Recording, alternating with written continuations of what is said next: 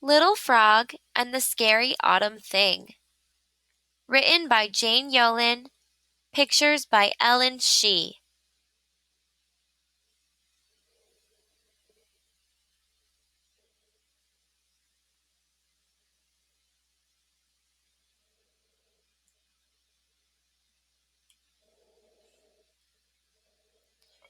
Frogs love green. Green water, green lily pads, green leaves. Green! But autumn had come to the pond, turning everything red and gold. To Little Frog, red and gold were scary. They were the colors of hot sun and cold blood. She sat on a green lily pad and contemplated the trees. Half of them were now yellow. Two of them were orange. One was bright red. All the rest were still green. Sort of. She had never seen such a thing before. Well, she was only a little frog, and it was her first fall. Little Frog shuddered. Mamma Frog jumped up next to her, which made the lily pad sway. Little Frog usually loved such swaying, but she was still shuddering, so the lily pad shuddered too. Be brave, Little Frog, said Mamma Frog. Most things that are scary are only just new. You need to see what they are all about. Listen to their voices. Once you know them, they aren't scary anymore. That was certainly puzzling. Little Frog herself was pretty new, and she wasn't scary. But she always listened to Mamma Frog. So that day in early October, Little Frog decided to try to be brave and see what red and gold were all about. And orange. She hopped back into the water, the dark green water, and began to swim. Her heart was going bumpity bump, and she did the backstroke and the side stroke, and some frog paddling too. But she made it to the shore. Brave little frog. She stuck one toe onto the brown dirt. After green, Little Frog loved brown the best. Brown is soft and comfortable and familiar. She took one step, and another, though now her heart was going bumpity bump and thumpity thump. Brave, brave Little Frog.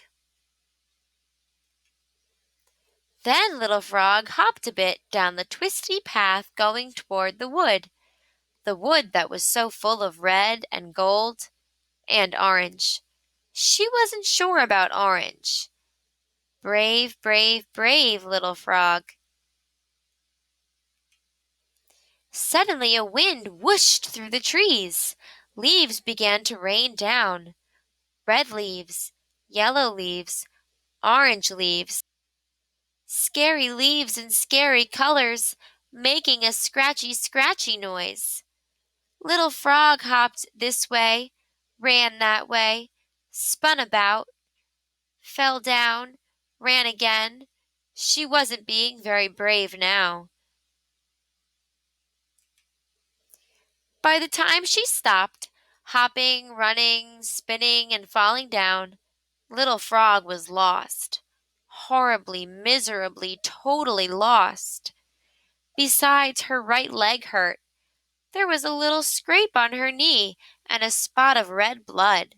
She shuddered again. Suddenly she wasn't so sure about red.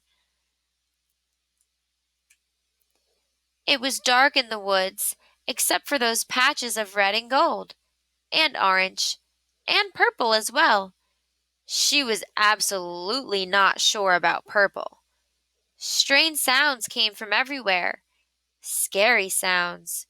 Whir, chirr, baroom. Little Frog didn't feel very brave any more.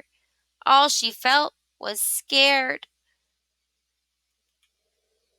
But then Little Frog listened more closely, just as Mamma Frog told her to. Whir!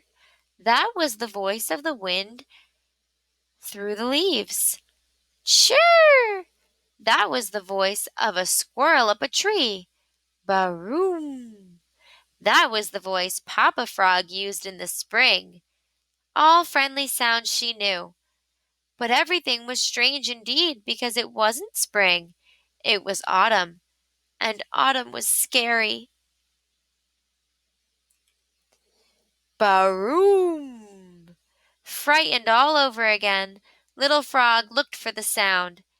And there, sitting on the top of a huge pile of red and gold and orange, and yes, even purple, leaves, was Papa Frog himself, singing his spring song, even though it was a scary autumn day.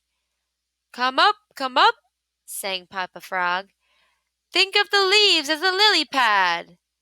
Well, they didn't look like a lily pad. They weren't the color of a lily pad, but Little Frog tried to imagine them that way. She climbed up the pile, thinking, green, green, green, all the way to the top, even though the red and gold and orange and purple leaves were scratchy underfoot. Then she sat down by Papa Frog, right on top of the leaves, as if that pile was really a lily pad. There, boomed Papa Frog. That wasn't so bad now, was it? For a while, Little Frog thought about how bad it was. Then she thought how the leaves were actually crispy, how they were gold like the rising sun, orange like the sky at dawn, and red like the sky at sunset. She still wasn't sure about purple. She thought about how autumn leaves made a tickly sound in the wind. They weren't scary at all, only new. Papa Frog was right. Mama Frog was right. Not so bad, she said to Papa Frog. Not the red and orange and gold? He said. She noticed he didn't mention purple. Then Little Frog and Papa Frog slid down the pile together with red and gold and orange and even purple leaves sliding down all around them. It was so much fun. Little Frog climbed up and slid down again. And again.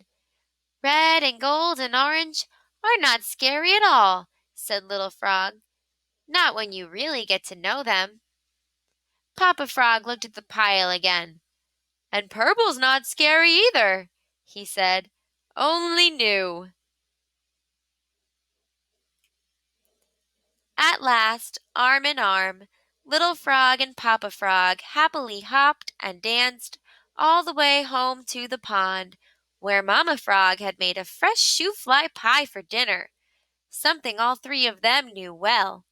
It was still hot, just the way they liked it best, and even better, inside it was all green. The end.